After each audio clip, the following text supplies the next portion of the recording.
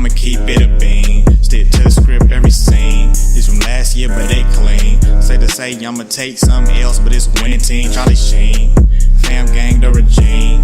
I'm from Piney Green.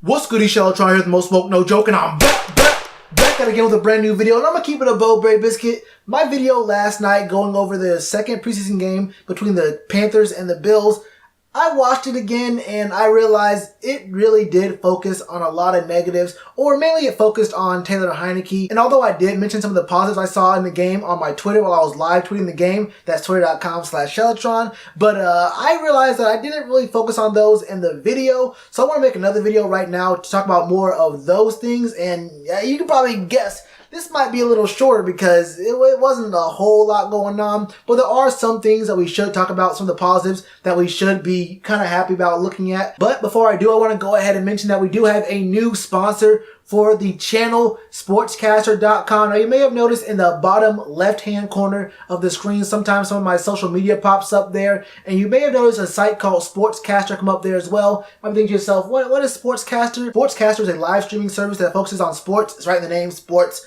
broadcasting, Sportscaster. I will be doing at least 3, maybe 4 streams on Sportscaster every week. I don't have an exact schedule just yet, but I'm thinking maybe Sunday, Tuesday, Thursday, and Friday, maybe Saturday, talking about anything from Panthers, any other kind of sports news, doing my predictions, maybe talking about fantasy. I might talk about DFS. I don't know if y'all guys do DFS at all. And on Saturdays, I might talk about NCAA. We can talk about anything really. And they have this really cool feature where you can actually do broadcasting during the game, and they'll have all the stats, all the kind of stuff up there on the screen with you. Now, I don't know if I'll do that all too often because I'll have to like watch the game and take notes and then actually shoot the video right afterwards. But you never know, I might do that 2 or 3 times this year, doing live commentary during a game. You can check it out and see me react in live time, in real time, to what's going on the field. That could be kind of cool. It's sportscaster.com. There's no E, so it's sports, C-A-S-T-R. Or you can find it in the App Store. It's free, Sportscaster. You'll see it come up several times. You can go to the link in my description below. It's there as well. So check it out. That's where I'll be a few times a week, so you can check out any of those. And by the time the season rolls around, I'll actually have a real, not concrete, you know, I'll be late to these things, but a sort of more reliable schedule. Alright, so back to what we're talking about here in this video, the positives. To start off, I want to talk about a guy who I've been boosting for a minute now, and I feel like since he didn't play in the first game against the Bears, we kind of forgot about him in a few ways because Cap looked kind of good. Bonifant looked really good. We saw Elijah Holyfield look good. But Jordan Scarlett can be a force. Do not sleep on Jordan Scarlett because he's a power back who was kind of billed as being a guy who will not catch out of the backfield. But we did see that Jordan Scarlett can catch. He had a good night. He had 8 carries, 35 yards, averaging 4.4 with a long of 16 yards. Jordan Scarlett could be kind of between the tackles kind of guy. He won't really be the speediest dude out there. And honestly, I wouldn't really call him a real receiving threat as a running back. Not like Christian McCaffrey, not like some of these other guys in the league. But he can be serviceable. You know, throw him out on a flare. Throw him out there in the middle of the field on a quick little hitch.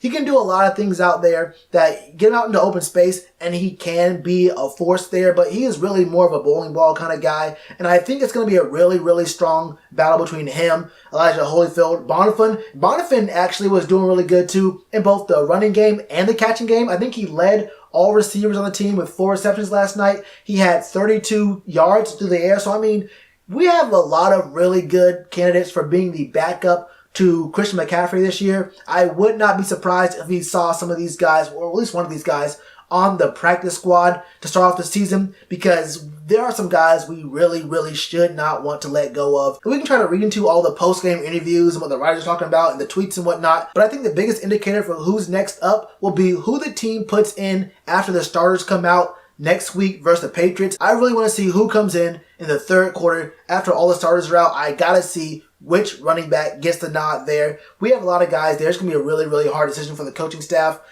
Next up, I do want to talk about Rashaan Gaulden. Now, most of Rashaan Gaulden's shine in this game came from him blitzing, and that was a really strong point of emphasis for our defense last year. I mentioned this a few times in my game reviews from last season, but a lot of our good pressure, a lot of our consistent pressure from last year came from blitzing from the nickel spot. It wasn't really from the D-line or the front seven. The real good quality pressure came from blitzing from the nickel spot. So I really want to see how we do with that again this year. And Rashaan Gaulden looked really good in that respect. I really didn't see all that much to be excited about coverage-wise. There was one interception. Was it Cole Luke? Was it Lorenzo Doss? I think Lorenzo Doss kind of interception. But I don't really know how I feel about that, especially considering, that was honestly one of those, come on now. We understand what kind of pass that was from Tyree Jackson, not a throwing quarterback, a 6'7" running back, honestly. And he threw it up, closed his eyes, into double coverage, a lame duck. That was an arm punt. That's what it was. Let's be real about it. I really can't boost that. But moving on, we also saw some really good looks out of Rashad Ross later on in the game. He had 3 receptions, and that was the second most of any receiver in the game last night. Obviously, Bonifant had 4. And Rashad Ross looked pretty good, 28 yards, and he got the only touchdown in the game off of a slant, obviously from Taylor Heinicke. And that was really cool to see, not just because it was our only touchdown of the game in the fourth quarter, but because Rashad Ross was mainly brought on the team to compete to be a kick and punt returner. And you see him making a few moves in the pass catching game. So it looks really good on his resume. Now, keep it real with you, he probably won't make the roster without being one of the top guys in kick return, punt return. But it still looks really good to have him on the team and have him have some good positive looks wherever he can. And pivoting over to the kick and punt return game from last night, I mean, we did see Jaden Mickens with one good kick return for 33 yards. Other than that, that was the only kick return we had last night. It seems like coaches don't want to see guys get hurt and kick coverage, so they're just kicking out the end zone. So it makes sense. I would like to see our kick return game a little bit more, but not to the point where, kick returns are kind of injury factories. So I'm 100% cool with coaches saying, bro, just kick it out the end zone. A touchback's a touchback. I hope we can see more of these guys in some other situation. But I'm cool with, other coaches saying we don't want to see your kick returner. We'd rather have our guys be safe. So it's cool. It is what it is. As far as punts go, I think we only forced 2, and one of those was during Tyree Jackson's time in the field. They were both fielded by Terry Godwin. It was 2 returns, 9 yards, nothing really to see there. So we didn't really get to see very much in the kick return, punt return game. Jaden Mickens looked good in that one kick return he had, but he also missed a very, very wide open slant. Look, the ball hit his hands. The defender was at least 3 yards behind him. It was for a first down. On third down, we couldn't convert because he dropped the ball. So it kind of evens out. It's like good kick return, but it kind of sours the deal when you drop an easy pass like that. So it is what it is. And I really do want to say one more time how good Taylor Heinicke looked last night. I know I kind of harped on it in the last video, but Taylor Heinicke looked like a real backup. I've seen a couple of explanations as to why he hasn't gotten looks in practice.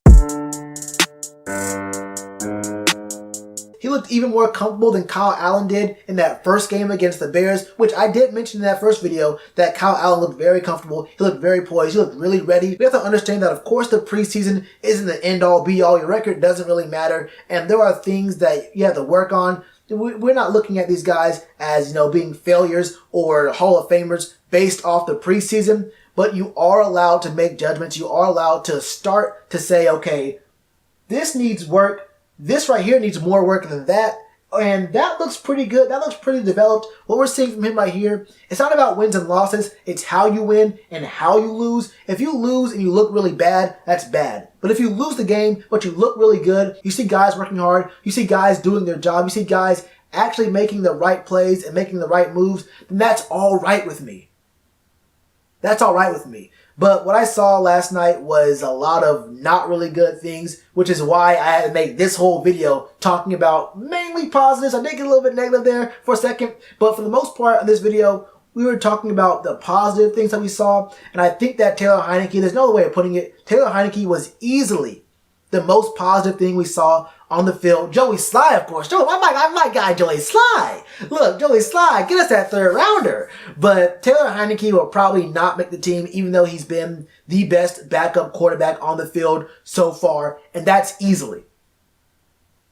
I'm not going to argue it. Taylor Heinicke has been the best backup. He won the backup spot last year. And I think the team is kind of getting these writers, both who are part of the team writing staff and part of other publications, to not talk about Taylor Heinicke. I could get into all that, but I really won't right now. It looks pretty obvious to me. I'm not going to get into it, though. Anyway, that's all I got for you, though, man. What are your thoughts? What are some other positives you saw from the game last night? Let me know all your thoughts in the comments below. Check out Sportscaster. Hit that subscribe button. Hit that bell icon. And you already know what to do with that like button. Cheers to you, appreciate the chance. Been told y'all I been the man. Been told y'all I had the gift. Tell a friend to tell a friend. Real ones gonna recommend. Count this as another win.